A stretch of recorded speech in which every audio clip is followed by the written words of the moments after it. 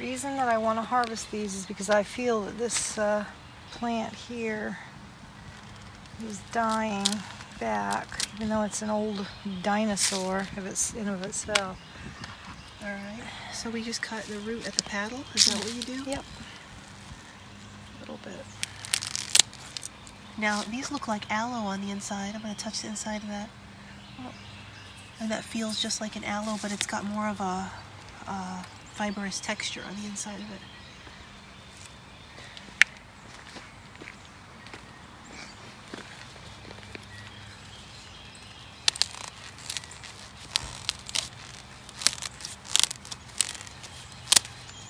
You'd want to really avoid getting these into your clothing. Now, I don't see from the photos that I saw on Wikipedia, they have a long spine, not little no-see-ums. Right here.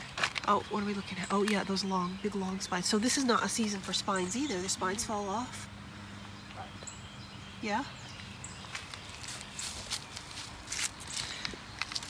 Do you find these growing wild anywhere else on the side of the street, or is this just kind of a fluke? You'll see them here and there. Most people don't want them in their yard because the spines get in your clothing and they hurt you. They're painful, actually. And do the spines have an acid, or is it just the barb? Just the barb. And then I suppose what we'll do with these is you'll get yours that you want to repot. We'll take a few petals and slice them like aloe, and then dehydrate them. No. Why would I do that? I'm going to make soap out of these. Oh. Alright, so do you have what you want in that bucket right there? I think so. And there's a paddle there for you as well.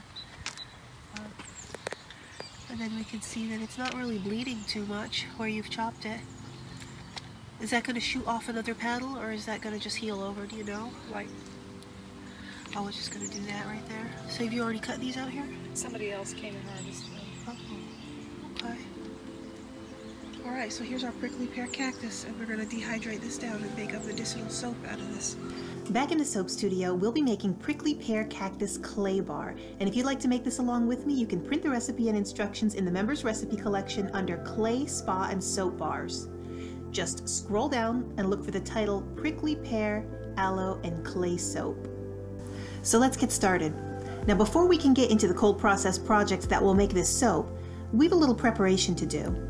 I'm going to process this cactus down into a fine powder and blend it into a clay bar, but first we need a few days to get this dehydrated. The prickly pear is also known as a nopalus cactus, and they flourish in the deserts of the Southwest.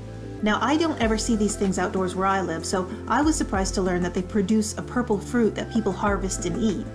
In fact, this green paddle here is also considered a superfood. I was expecting this to be something like processing an aloe plant, and in fact it's not at all like that. It's more like cutting into a green pepper. It smells more like a green pepper, and people even slice it like a pepper and put it in their omelets in some places. The inside is very fibrous, and it's a lot more dry than I expected. There's none of that soft mucus juice like you would find in an aloe plant. After dehydrating this down for 2 days, I'm going to take the dried pieces and run them through a coffee grinder. Now, if you thought you had to be careful during soap making, this part of the project was the biggest annoyance. As you saw in the beginning of the episode, there were no spines on this cactus, and the ones that are there seasonally are large white barbs the size of a sewing needle. Well, despite that, once the material was dehydrated, tiny little hair-sized shards appeared, and they were impossible to see, and they stuck all across my hands and fingers when I was washing the dehydrator and the coffee grinder, and this stung for days before it wore away. Another thing to mention while I was making the powder is that it's very light and easy to disrupt, but it didn't hang in the air the same way that the aloe powder does, so it wasn't much of a hazard to breathe. The powder stayed around my hands and it didn't drift up to my face, but even so, I'll remind you that this is dehydrated, and if you breathe the powder, your lungs have moisture, and you don't want dehydrated herbs to be rehydrating in your lungs, so you have to wear a mask when you're working with this. Now, if this is all starting to sound like a bit of a nuisance to do so far, I'll just point out that you don't have to make cactus powder. You can buy it online under the name Nopales Cactus Powder. Those 2 paddles gave me about an ounce of powder, so you can imagine if you buy a pound of this online for $4 or $5, that's a huge amount of cactus. So it's probably much easier to do it that way. All right, it's time to close up my recipe notes and make some room to get started.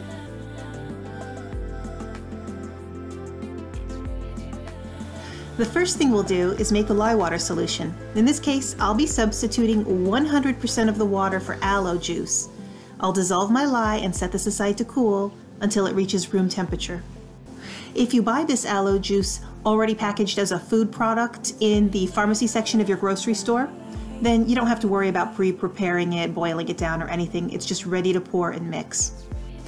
I'm going to work with these oils for just a few minutes and get them all blended in together before we add the lye solution. When we're ready to pour, I want to make sure that the lye solution and the oils are within 15 degrees of each other. So the lye's already been cooling down for about an hour, and both of these are sitting at just about room temperature. You'll see that there's a little bit of a solid oil floating in the bar as I'm emulsifying it, and that is the coconut oil. As we're working this through, it's the coconut oil that will be the last to mix in, and so that will end up being our 5% superfat.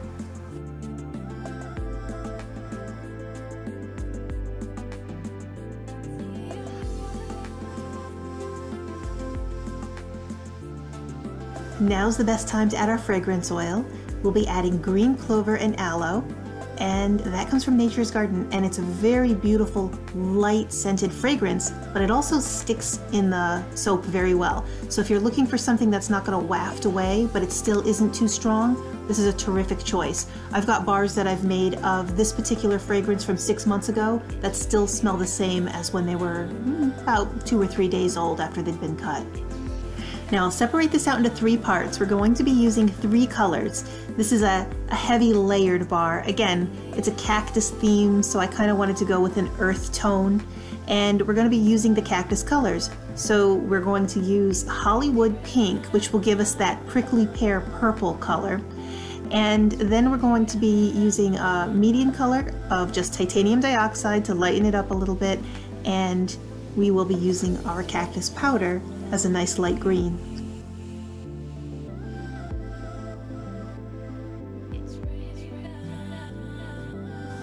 The titanium dioxide here is dissolved in water, and it does look like a lot, but there's only just a teaspoon in there.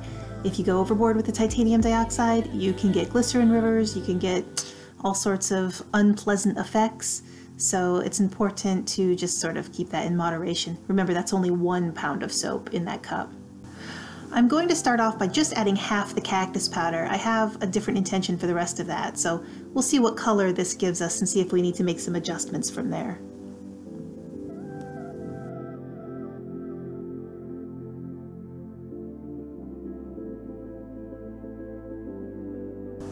This purple pear color will go into the bottom of the mold first, and I made this part a little larger than the other 2 parts because we're actually going to put a little bit of this into a piping bag for the top of our embellishment. So I'll save some of this, and this will give me plenty of time to set this aside and let it firm up.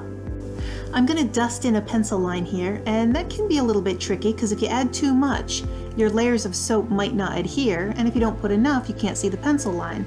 So one of the advantages about doing this with a little bit of a dehydrated herb is that as it touches the moisture, it'll start to rehydrate. That makes this a little bit easier to adhere the next level of soap when you're doing herbs instead of the mica powders, which won't really re-moisturize or rehydrate because they're just sort of a mineral anyway. So that's one thing to keep in mind when you're working with pencil lines.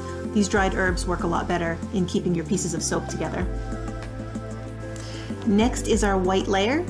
Pretty simple. I'm just going to spoon this on top, and the texture is really thickening up, so the bottom is firm enough to hold the middle layer, and the middle layer is thick enough to just set it in nicely.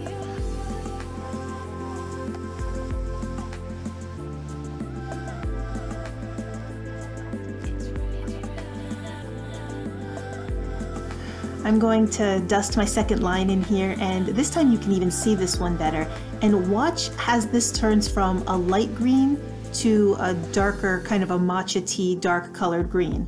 And that is the powder instantly rehydrating, and that's good because since it's moist, the next layer will go on top and it'll stick much better. With a couple of tablespoons of powder left over, I'm going to dump that right into our third layer of soap and start mixing this in well. Now once we get this mixed in well, I'm going to add 1 ounce of gray bentonite clay. You can add white kaolin and any other version of clay that you might like, maybe a French green clay, but I tend to grab the bentonite clay for things that are tinted green already. I think that's a nice complementary clay to go in with our cactus powder.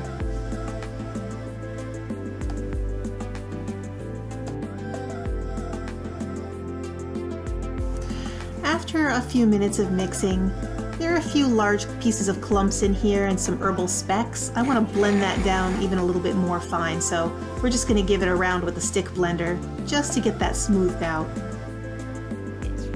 Now it's time to add the final layer of soap, and as you can see, this is a beautiful silky smooth texture. It smells very pleasant, and I can smell the cactus powder mingling with the fragrance, and they're very complementary. It's really a nice experience. Now before we started this project, I did go ahead and pre-make some embeds that we're about to put onto the top. If you'd like to replicate these embeds, the easiest way is to use a melt and pour. You can make them in about 10 minutes before you start the project, or you can do them the cold process way and make them a day ahead of time. But if you'd like to find this particular cactus mold, right now it's over on the shelves at Walmart. You can find it over in their bakery aisle, and if you happen to be watching this video when those molds are no longer available, then you could also very easily make something very similar out of a soap dough recipe. So that would be another alternative if you want to put a cactus embed in there. To line the center of the loaf, I'm going to stick little white cactus spines right along the center. And as you can see, this is very easy to make. You just pour yourself a flat layer of white melt and pour and then slice them up into these little spines and stick them anywhere you like. And you can expect some of them will break, most of them will not break. It's perfectly fine. You can do this with cold press or you can do it with a melt and pour, but either way, this takes about all of 5 minutes to make. So these are perfect just to fill up that center area.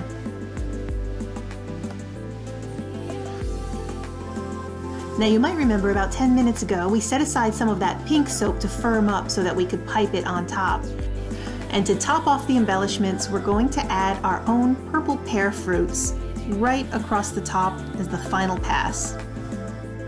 Now on a real cactus, once you see these as those bulbous fruits that are plucked and people make jelly and other types of food out of, well, if they're left alone, they turn into a beautiful flower. Many of them are purple, some are yellow, some are white. They're absolutely gorgeous. So here we'll have these bulbous flower shapes that'll be the final accent on this design. And once we're finished with this, there's nothing left to do but give it 24 hours to firm up so that we can cut it open and see what the design looks like on the inside. I did give these just a little bit more than 24 hours just to make sure I could get it out of the mold without messing up and fussing with the top of the design. And so very carefully, I'm going to line these up and slice right through.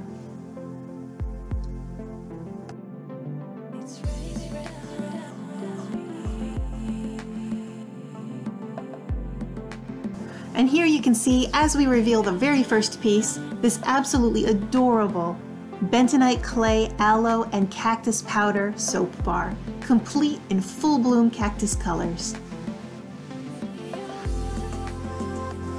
I hope you enjoyed this episode of the Prickly Pear Cactus Aloe and Clay Bar. Don't forget to hit the thumbs up button and subscribe to this channel if you'd like to see more of these projects made right before your eyes. If you like this recipe, come on over to Thermal Mermaid where it's waiting to be printed, and for sure come on over to the Facebook group in the link down below to post pictures of your cactus soaps that you'd like to share with our community. I'll see you over there.